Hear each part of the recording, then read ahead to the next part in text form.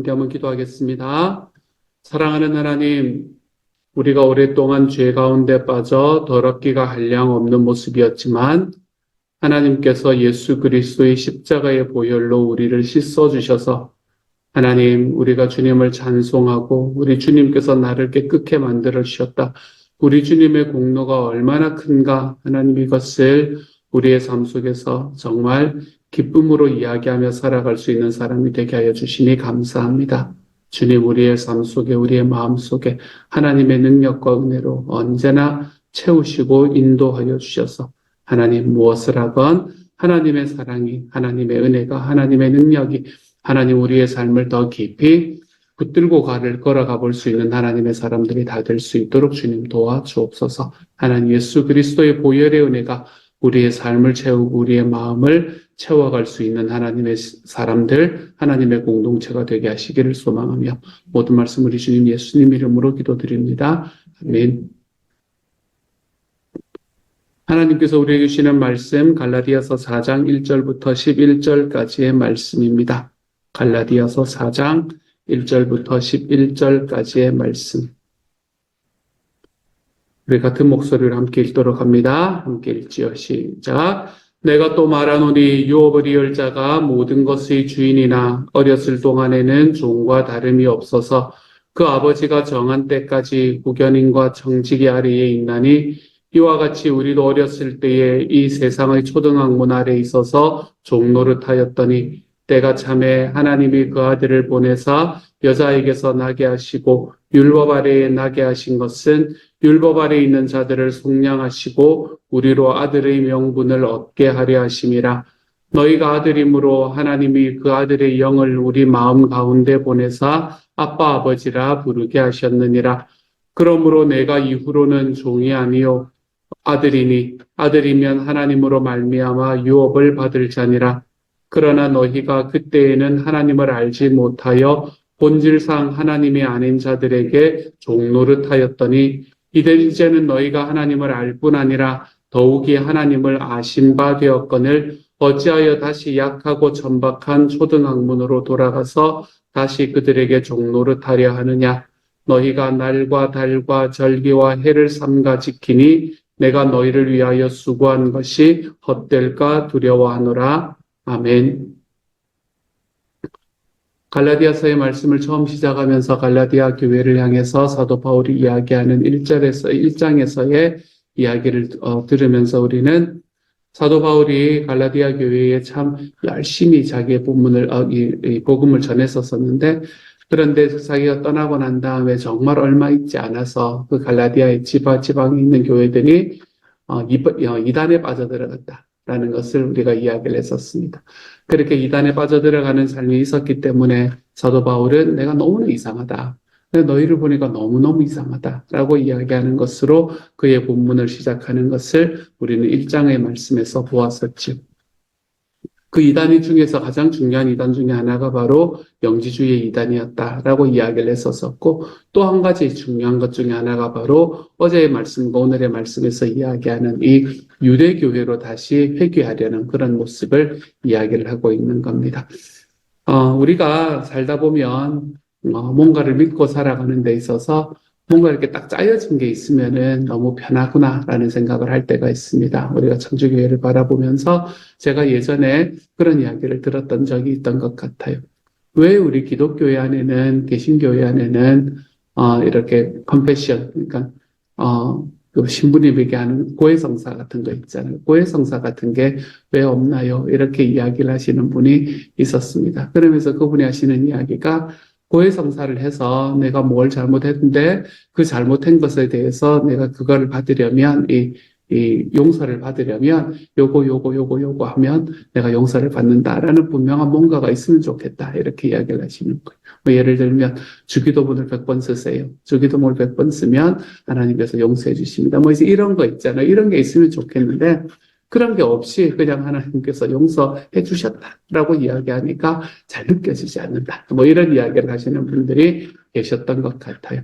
우리가 살다 보면 그런 게 필요하다고 느끼는 때가 있는 것 같습니다. 뭔가 이 우상적인 이런 어떤 만들어진 것 이런 것들이 필요하다라고 생각이 되는 경우도 있고 그래서 예전에 교회들은 스테인 글라스 같은 것도 많이 만들어내고 교회 안에 성물도 참 많이 두고 그러고 예배를 드렸던 아주 옛날에 뭐 몇 천 년 전에 이럴 때 그랬던 때도 있었던 것 같습니다.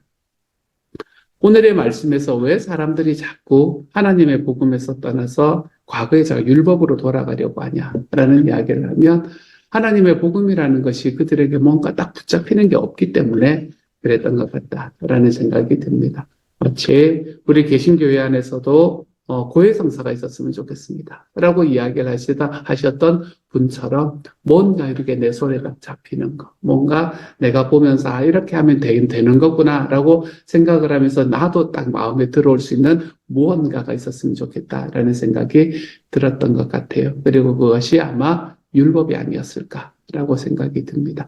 이거 지키면 되는 거야. 이렇게 이야기를 하면 얼마나 깨끗하고 선명해 보입니까? 그렇죠?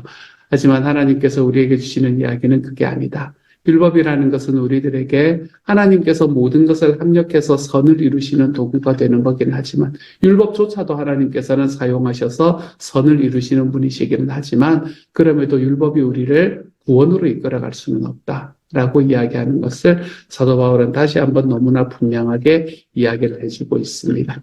우리가 하나님의 예수 그리스도께서 우리에게 오시기 전까지는 하나님께서 이 예수 그리스도로 인해서 우리에게 구원을 주시기 전까지는 3절에서 이와 같이 우리도 어렸을 때에 이 세상의 초등학문 아래 있어서 종노릇하였더니 예수님께서 이 땅에 오시기 전까지는 그 율법이라는 것이 자기의 삶의 죄를 깨닫게 하고 그래서 자기의 삶에서 내 혼자서는 구원을 얻을 수 없음을 알게 하는 그 개인적인 절망으로 우리를 이끌어가기 때문에 우리가 예수를 찾게 만드는 그래서 이런 초등학문의 역할, 예수님께로 이어가는 길잡이의 역할을 감당을 했던 게 이 율법이었다면 4절에서 때가 차매 하나님이 그 아들을 보내사 여자에게서 나게 하시고 율법 아래서 하게 하신 것은 율법 아래 있는 자들을 속량하시고 우리로 아들의 명분을 얻게 하려 하심이라.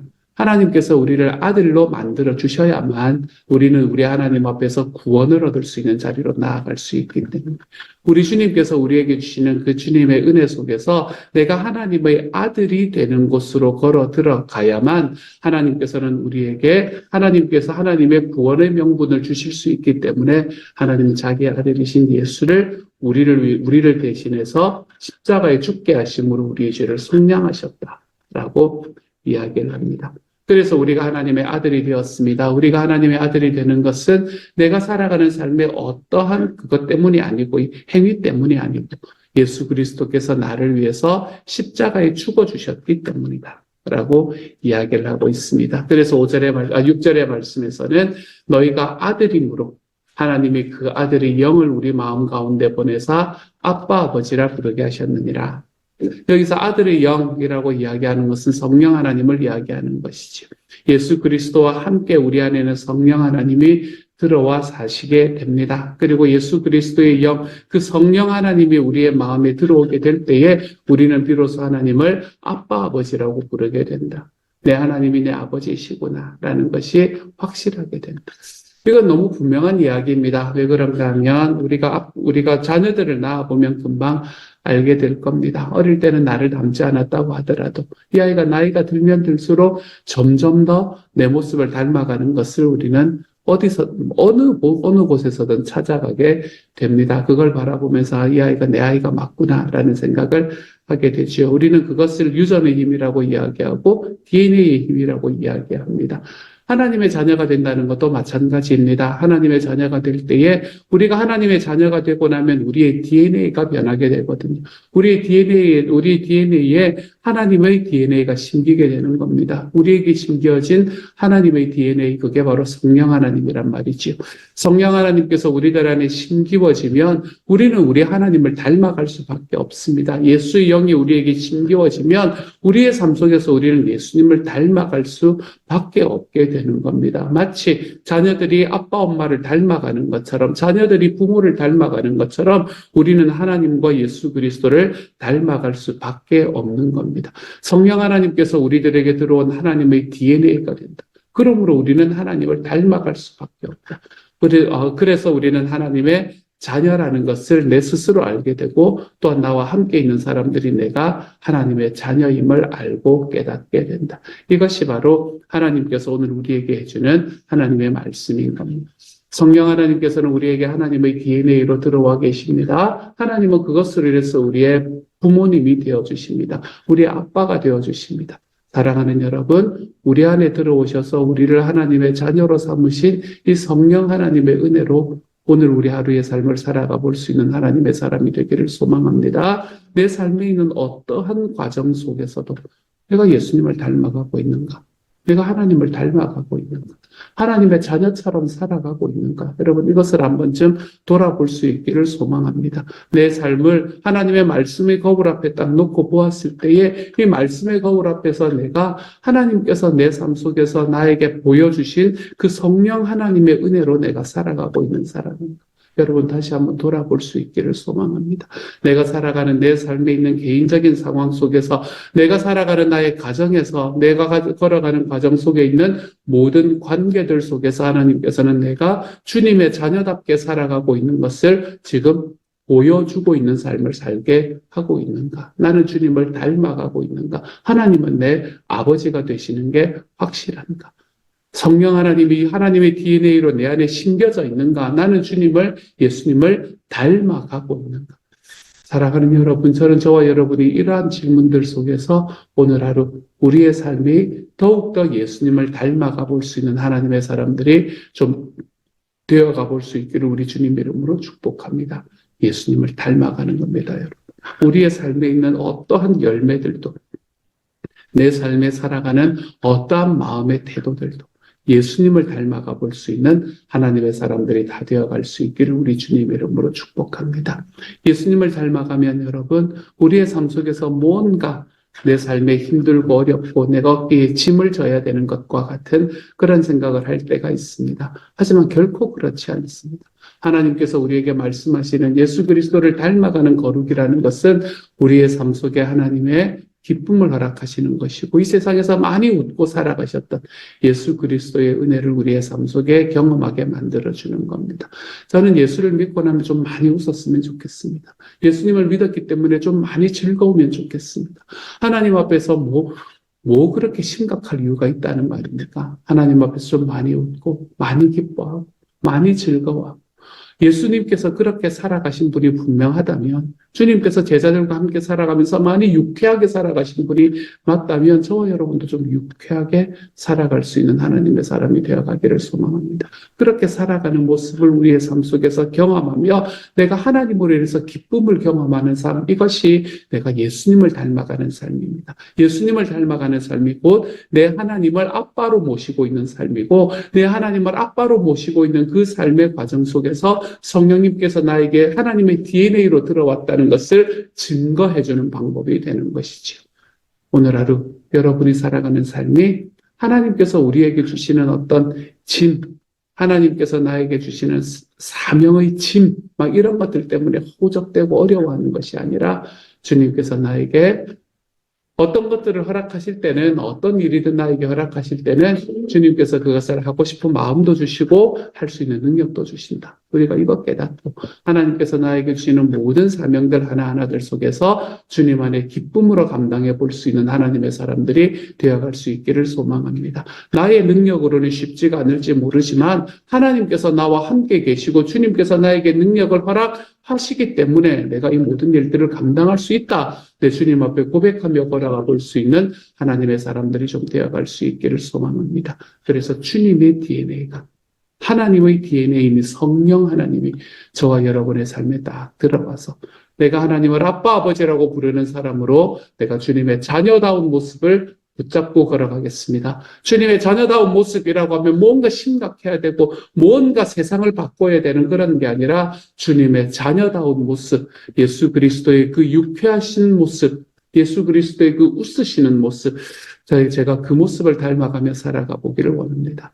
하나님 앞에 우리가 그렇게 오늘 하루를 좀 살아가 볼 수 있는 기쁨의 하루가 될 수 있는 저와 여러분이 될 수 있기를 우리 주님의 이름으로 축복합니다.